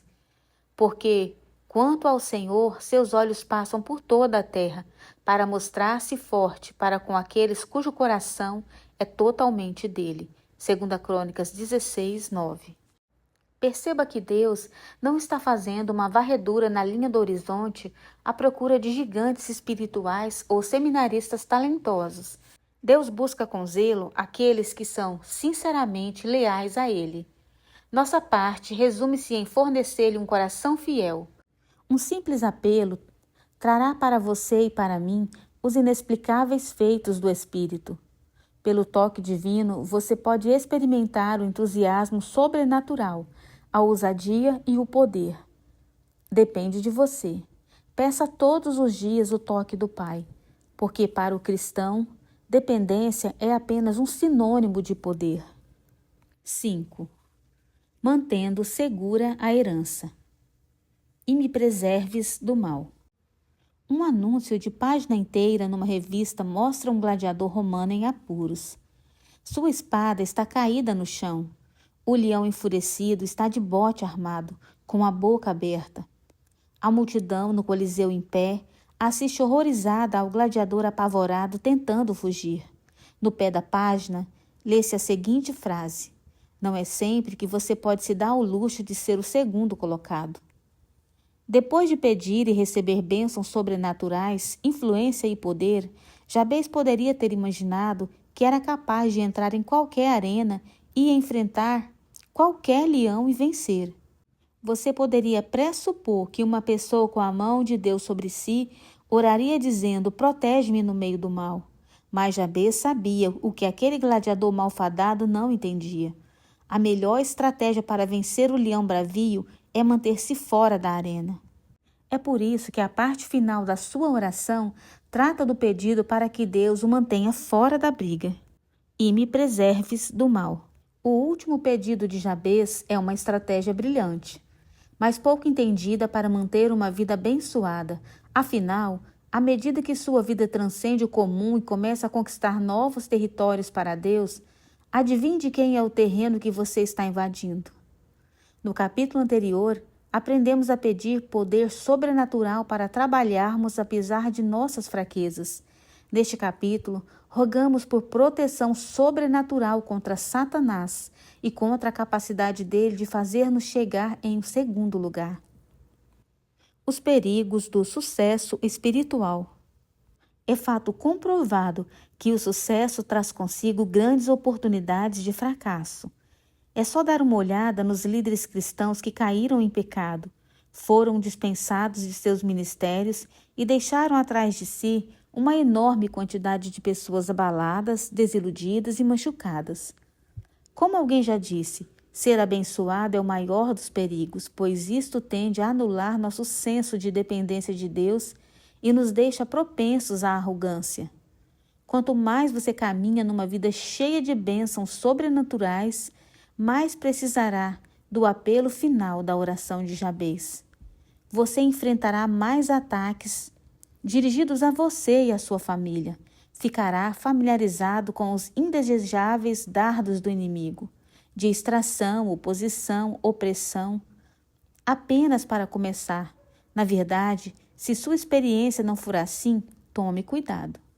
Nunca me esquecerei de uma conversa que ouvi no seminário entre um aluno e seu mentor, o professor Howard Hendricks. O aluno estava ansioso por dizer ao Dr. Hendricks como sua vida estava bem. Na primeira vez em que estive aqui, disse o estudante, eu estava sendo tão tentado e provado que mal conseguia manter minha cabeça para fora da água. Mas agora, glória a Deus, minha vida no seminário está muito tranquila. Não estou sentindo tantas tentações quanto antes. Hendrick, no entanto, ficou bastante preocupado. Reação que o aluno não esperava. Essa é a pior coisa que eu poderia ter ouvido, disse o mentor do aluno surpreso. Isto mostra que você não está mais na batalha. Satanás não está mais preocupado com você. Fomos redimidos e convocados para as linhas de frente da batalha. É por isso que orar para ser preservado do mal é parte tão importante de uma vida abençoada. Assim como muitas outras pessoas, descobri que é justamente após um grande momento de sucesso espiritual que preciso com mais urgência desta última parte da oração de Jabez. Paradoxalmente, é o momento em que fico mais propenso a olhar para a fonte de minhas forças de uma maneira errada e perigosa. Anos atrás, tomei um táxi no centro da cidade de Chicago que me levaria até o aeroporto. Desabei no banco de trás, exausto depois de uma semana de reuniões no Instituto Bíblico Moody. Deus se manifestara de maneiras impressionantes. Eu tinha pregado todos os dias e aconselhei um grande número de alunos, 76 para ser mais preciso. Registrei tudo no meu diário. Agora, indo para casa, estava física e espiritualmente exaurido. Olhando a esmo para o tráfego, Pensei na oração de Jabez. Ó Senhor, orei. Não tenho mais forças. Estou completamente exausto em razão da tua obra. Não posso lidar com a tentação. Peço-te que me preserves do mal. Quando embarquei no avião, descobri que me deram um assento no meio, o que não era um bom começo para a minha viagem. E as coisas foram piorando. O homem ao meu lado sacou uma revista pornográfica. Senhor, pensei que tivéssemos feito um acordo, resmunguei em meu espírito, virando para o outro lado. Mas antes de o avião levantar voo, o homem do outro lado tirou de sua pasta outra revista masculina. Naquele momento, eu não estava propenso a pedir que os dois homens mudassem sua leitura. Fechei os olhos e orei. Não posso lidar com isso hoje, Senhor. Por favor, manda este mal embora. De repente, o homem à minha direita reclamou de algo. Dobrou sua revista e a colocou de lado. Olhei para ele para ver o que o levara a agir daquela maneira. Nada até onde eu pude perceber. Então o homem à minha esquerda olhou para o outro passageiro, também resmungou e fechou sua revista. Mais uma vez não pude enxergar uma razão aparente para aquela atitude. Estávamos sobre Indiana quando comecei a dar gargalhadas incontroláveis. Os dois me perguntaram o que havia de tão engraçado. Senhores, disse eu, vocês não acreditariam se eu lhes dissesse. Brincando de ficar distante. Chegamos agora a uma das fortalezas ocultas de Satanás na vida dos cristãos. Em minha experiência, a maioria dos cristãos parece orar simplesmente pedindo forças para suportar a tentação, pela vitória contra os ataques de nosso feroz inimigo Satanás. Por alguma razão, não pensamos em pedir que Deus simplesmente nos mantenha longe da tentação e que mantenha o diabo encurralado, fora de nossas vidas. Porém, no modelo de oração que Jesus deu a seus discípulos, quase um quarto de suas palavras pede libertação. E não nos deixes cair em tentação, mas livra-nos do mal. Mateus 6:13. Nada sobre visão espiritual ou poderes especiais, nenhuma palavra sequer sobre confrontação. Quando foi a última vez em que você pediu a Deus para ficar livre da tentação? Do mesmo modo que Deus quer que você peça mais bênçãos, fronteiras mais amplas e mais poder, Ele deseja ouvir de você seu pedido de afastamento do mal. Sem a tentação, nós não pecaríamos. A maioria de nós enfrenta muitas tentações e, portanto, peca com frequência demasiada. Porque não pedimos a Deus que nos conduza para longe da tentação. Portanto, amadurecemos muito quando começamos a nos concentrar menos em derrotar a tentação e mais em evitá-la. Embora tivesse todas as legiões do céu à sua disposição, até mesmo Jesus orou pedindo libertação. Mesmo com sua perspicácia divina, Jesus se recusou a entrar numa discussão com Satanás durante a tentação no deserto, na qual o inimigo lhe fez ofertas sedutoras. À medida que penetramos mais fundo no reino do miraculoso, aprendemos que a guerra mais eficiente contra o pecado é orar para que não tenhamos de lutar contra tentações desnecessárias. E Deus nos oferece seu poder sobrenatural para fazer exatamente isso. Deitando as armas. A arena da tentação normalmente é terreno inimigo. Não quero dizer com isso que ser tentado é a mesma coisa que pecar. Este é mais um dos enganos de Satanás. O que estou afirmando é que somos levados a expurgar o mal das esferas de nossa experiência subjetiva. Este terreno não é neutro, pois somos criaturas caídas que possuem uma compreensão limitada, como Satanás bem sabe. Nesse contexto, até mesmo nossas melhores armas, humanamente falando, podem nos levar à derrota. Considere, por exemplo, as armas da sabedoria, da experiência e dos sentimentos. Sua sabedoria. Ela funciona muito esporadicamente, na melhor das hipóteses, pois a natureza do mal é nos enganar com um pouco de verdade. Não toda a verdade, mas uma parte suficiente para nos deixar em dúvida. Adão e Eva não eram mais propensos a sucumbir à tentação do que nós somos hoje. A verdade é que eles, ao contrário de nós, eram perfeitos em todos os aspectos e nenhuma de suas necessidades deixou de ser atendida. Satanás abordou a raça humana no ponto mais alto de sua promessa e de seu desempenho, e nos destruiu com uma simples conversa amigável. É por isso que, como Jabez, devemos orar pedindo proteção contra o engano. Senhor, afasta-me de cometer os erros aos quais estou mais propenso no momento em que chega a tentação. Confesso que aquilo que julgo ser necessário, inteligente ou pessoalmente benéfico, em geral é apenas um belo disfarce para o pecado. Assim, peço-te que me preserves do mal. Sua experiência. Quanto mais penetramos em novos territórios para Cristo, menos nossos flancos estão protegidos contra os ataques de Satanás. Alguém já disse: o perigo não está em se colocar à beira do precipício, mas de estar desatento. Uma pequena tolerância ao orgulho, à confiança em si mesmo, pode provocar um desastre. A mais profunda tristeza que constatei na vida de muitos cristãos está entre aqueles que experimentaram enormes bênçãos, alargaram suas fronteiras, receberam poder e caíram em sérios pecados. Tal como Jabez, devemos orar pedindo que sejamos poupados dos julgamentos errados. Senhor, afasta-me da dor e da tristeza que o pecado traz. Coloca uma barreira diante dos perigos que eu não posso ver e daqueles que eu acho que posso enfrentar devido à minha experiência, ou orgulho, ou falta de cuidado. Protege-me, Senhor, com seu poder, seus sentimentos. Será que compreendemos mesmo quanto nossos sonhos humanos estão longe do sonho que Deus tem para nós? Estamos imersos numa cultura que valoriza a liberdade, a independência, os direitos pessoais e a busca pelo prazer. Respeitamos as pessoas que se sacrificam para conseguir aquilo que querem. Mas e quanto a ser um sacrifício vivo? A negar-se a si mesmo? Do mesmo modo como Jabez orou, devemos pedir que sejamos afastados daquilo que nos parece correto, mas na realidade está errado. Senhor, afasta-me das tentações que apelam às minhas emoções e às minhas necessidades físicas.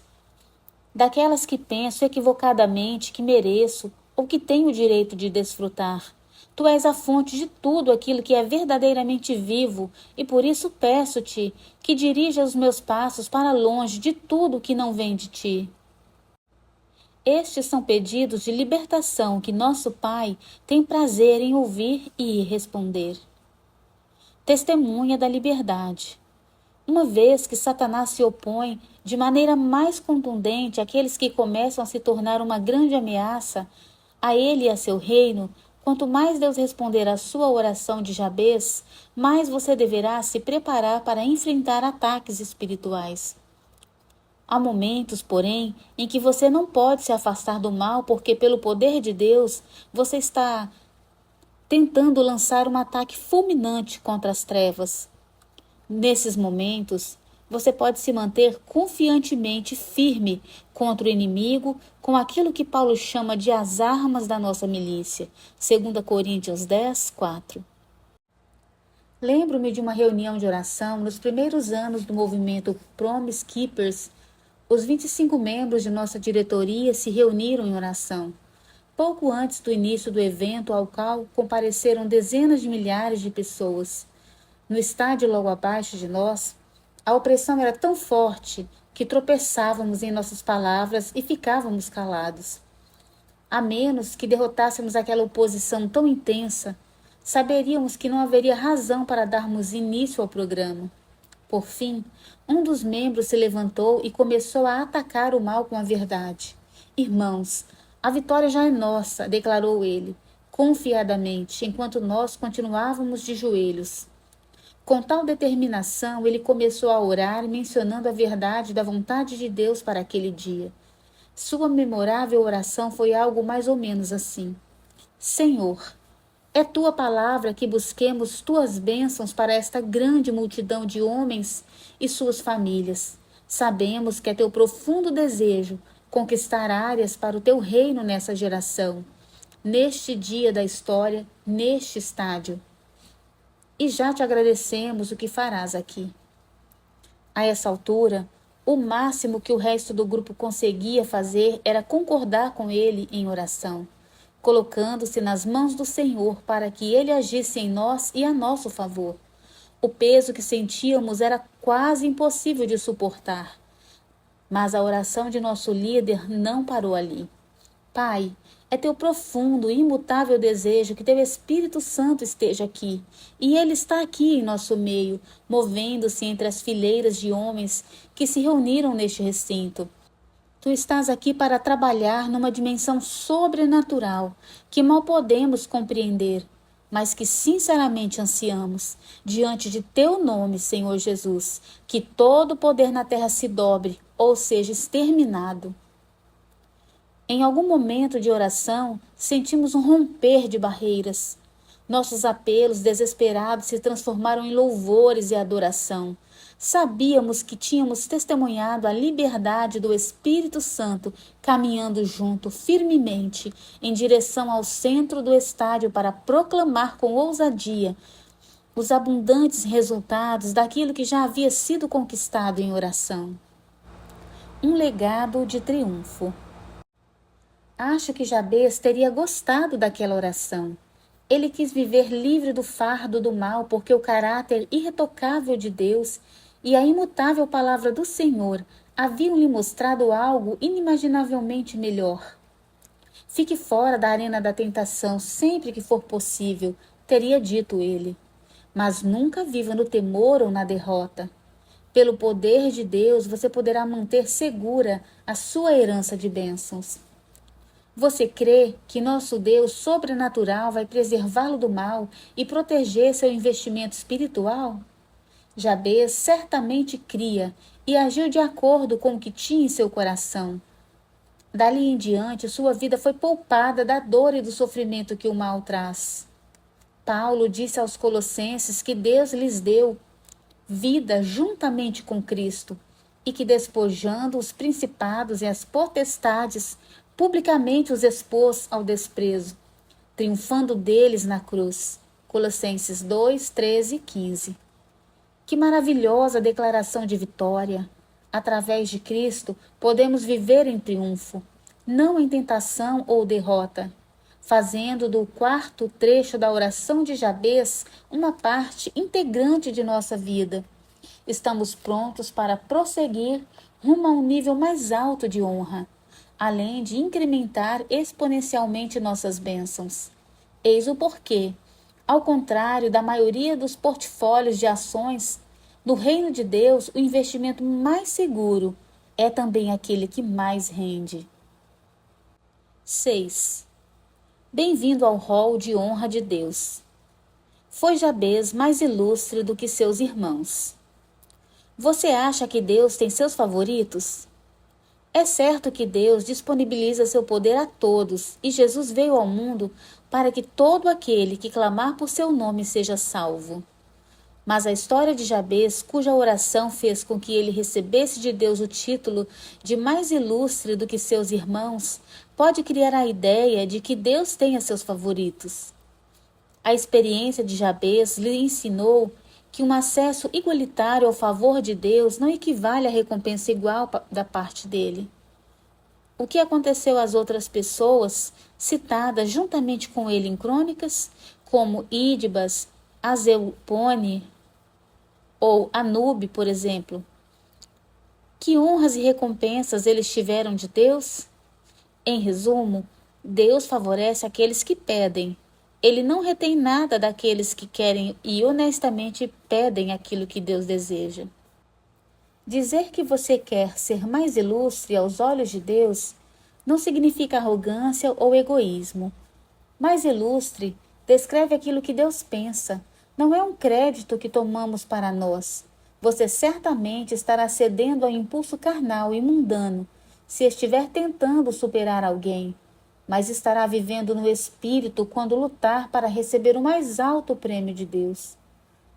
Prossigo para o alvo, para o prêmio, disse Paulo em sua última epístola em Filipenses 3,14. Ele estava ansioso pelo dia no qual poderia dar um relatório daquilo que havia feito, 2 Coríntios 5, 9 e 10. A lamentável alternativa não me atrai. Não quero chegar ao céu e ouvir Deus dizer: vamos dar uma olhada em sua vida, Bruce. Deixe-me mostrar-lhe o que eu queria para você e que repetidas vezes tentei fazer através da sua vida, mas que você não deixou que eu fizesse. Que fiasco! Percebi que ganhar honra quase sempre significa deixar para trás expectativas medíocres e pressupostos confortáveis. Neste caso, porém, tudo isso tem pouco a ver com talento pessoal. Como é bom encontrar poucos super-santos listados entre aqueles que Deus colocou em seu rol de honra, em Hebreus 11. Em sua maioria, são pessoas comuns, com nomes fáceis de subestimar, que tiveram fé num Deus extraordinário e miraculoso e que resolveram agir de acordo com esta fé. O que eles descobriram foi uma vida marcada pelas bênçãos de Deus, provisão sobrenatural e liderança divina em todos os momentos em que dela precisaram. A mão de Deus sobre mim hoje. Acho que a urgência, o aqui e agora, de servir a Deus é um dos mais esplêndidos aspectos de viver no rol de honra de Deus. Você começa a crescer mais do que a maioria dos cristãos julga ser possível. Pense sobre isso. Como seria o seu dia se você acreditasse que Deus quer que suas fronteiras sejam alargadas a todo momento e com todas as pessoas? E se você tivesse confiança plena de que a poderosa mão de Deus estaria dirigindo-o nos momentos em que você estivesse ministrando? Durante os últimos 5 anos, tenho colocado esta crença à prova de maneira bem específica e com frequência tenho observado resultados surpreendentes. Peço ao Senhor por um ministério maior, então, segundo o mover do Espírito Santo, inicio uma conversa com uma pessoa fazendo uma pergunta simples: em que posso ajudá-lo? Deixe-me dar-lhe um exemplo. Eu estava em Atlanta, indo para o aeroporto para tomar o avião que me levaria a um importante compromisso na Carolina do Norte.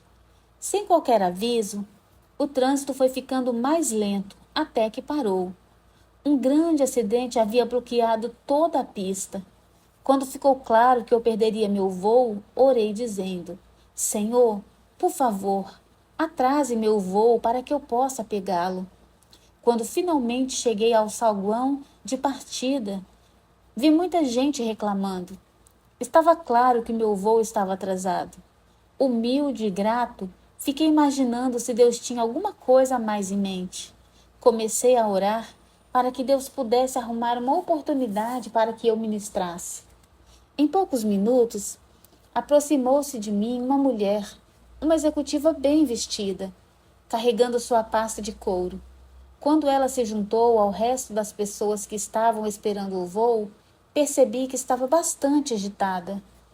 Acenei com a cabeça, cumprimentando-a, e perguntei: posso ajudá-la em alguma coisa? O quê? Disse ela, quase não acreditando no que ouvia. Repeti minha pergunta. Você não pode fazer nada por mim, disse ela, de maneira educada, porém firme. Bem, acho que há alguma coisa que eu posso fazer por você, mas não sei o que é, mas você sabe. A propósito, meu nome é Bruce. Então sorri para ela e perguntei calmamente, segunda vez: o que posso fazer por você? Amigo leitor, você já viu o Espírito Santo quebrando barreiras emocionais e espirituais bem diante dos seus olhos?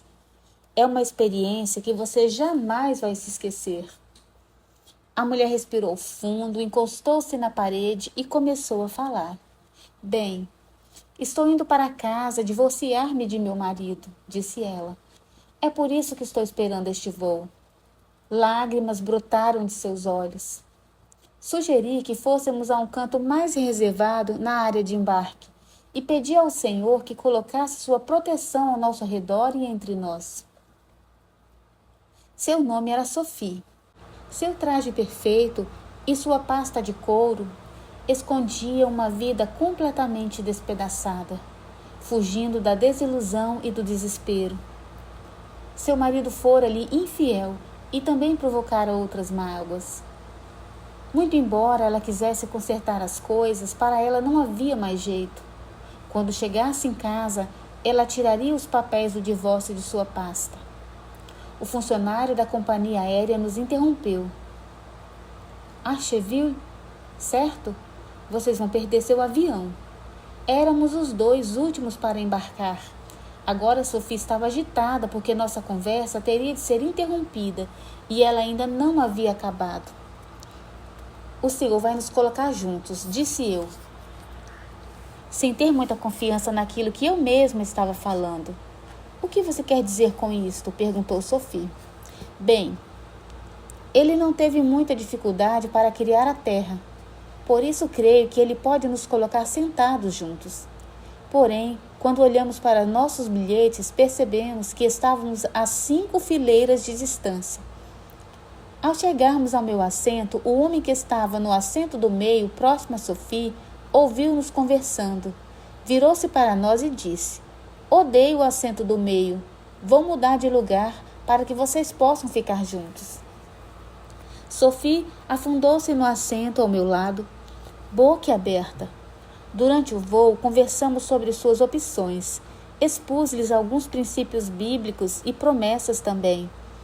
Orei com ela, e quando descemos em Archeville, ela estava quebrantada e pronta para perdoar.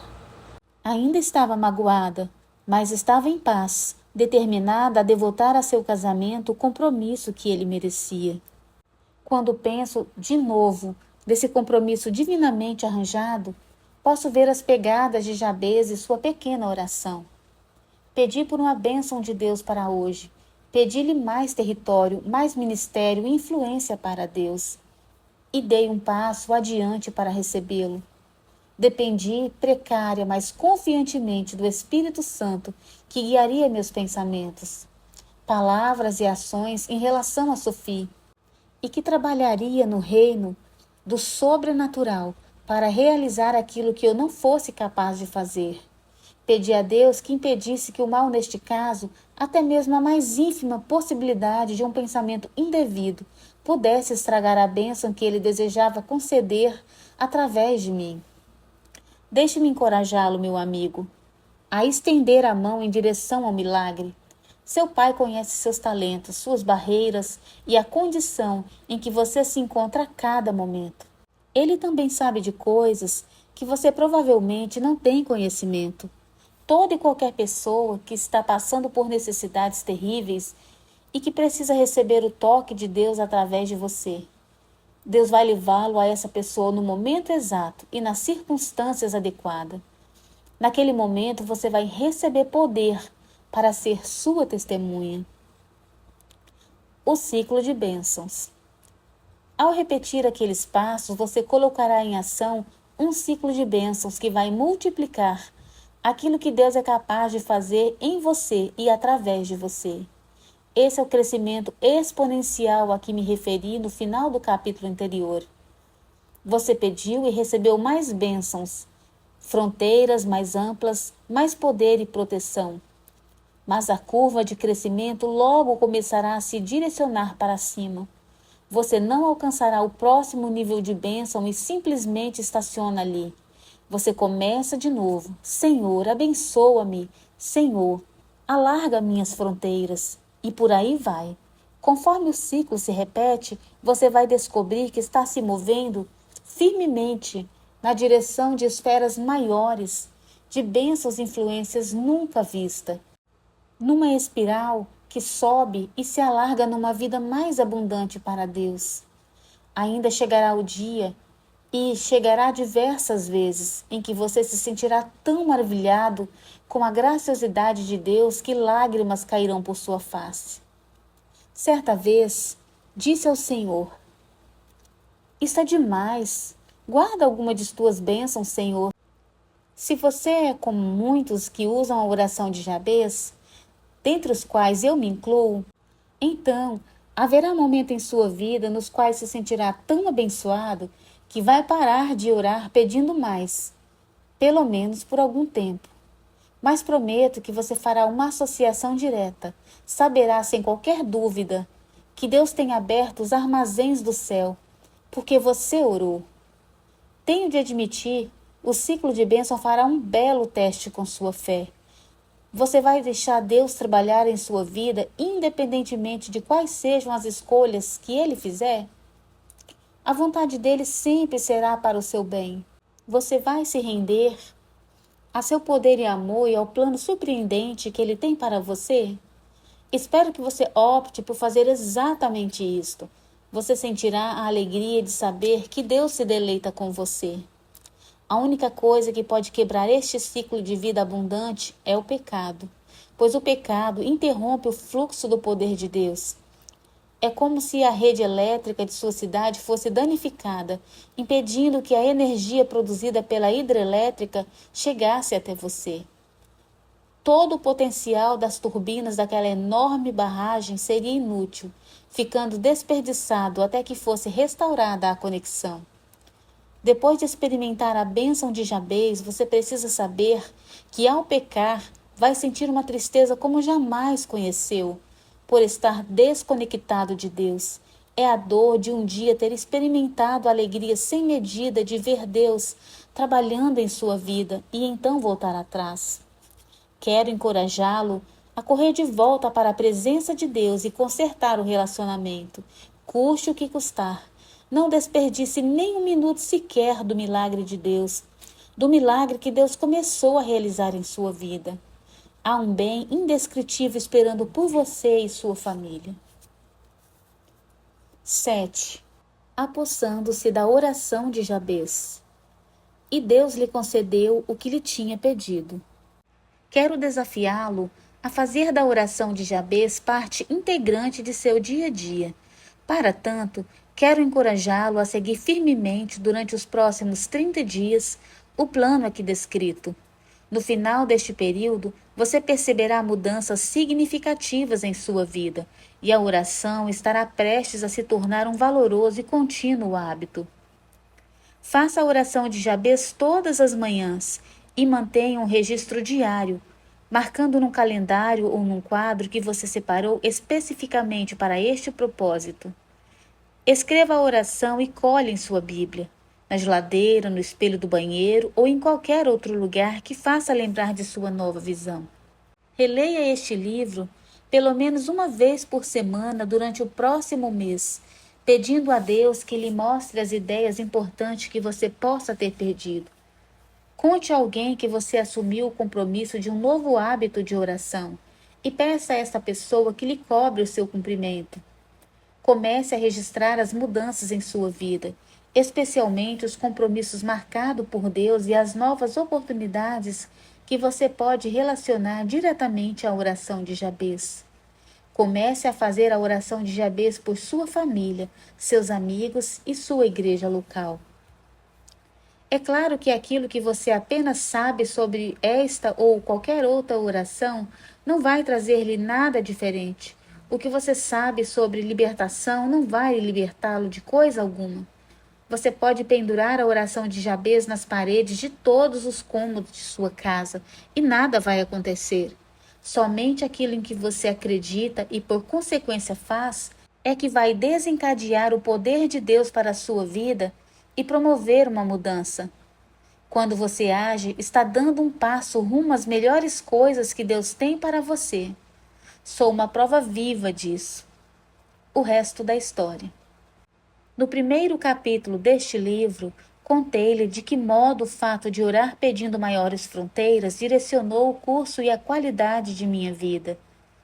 Deixe-me contar-lhe o resto da história. Eu e minha esposa demos o primeiro passo no sentido de transformar a oração de Jabez numa parte comum de nossa jornada espiritual naquela cozinha amarela em Dallas, durante uma tempestade que batia na janela. Queríamos muito para alcançar mais, para fazermos e sermos tudo aquilo que Deus tinha em mente para nós, mas não tínhamos ideia do que aconteceria. Com o passar dos anos, no Ministério Caminhada Bíblica, nossas frágeis orações cresceram, pois Deus nunca parou de responder. Posso me lembrar da época em que tínhamos 25 a 30 conferências bíblicas por ano. Este ano, a Caminhada Bíblica vai promover 2.500 conferências, 50 a cada final de semana. Hoje, o Ministério publica 10 revistas por mês para ajudar famílias a crescerem dia a dia na Palavra de Deus. Recentemente, superamos a marca de 100 milhões de exemplares publicados. Não estou mencionando estes números para impressionar você. Compartilho essa história porque ela é bem pessoal e, pelo menos para mim, é uma evidência chocante do que a graça de Deus e a oração de Jabez podem fazer. Ultimamente, Deus tem ampliado nossa fé outra vez. Há pouco tempo, vimos-nos fazendo uma pergunta completamente diferente.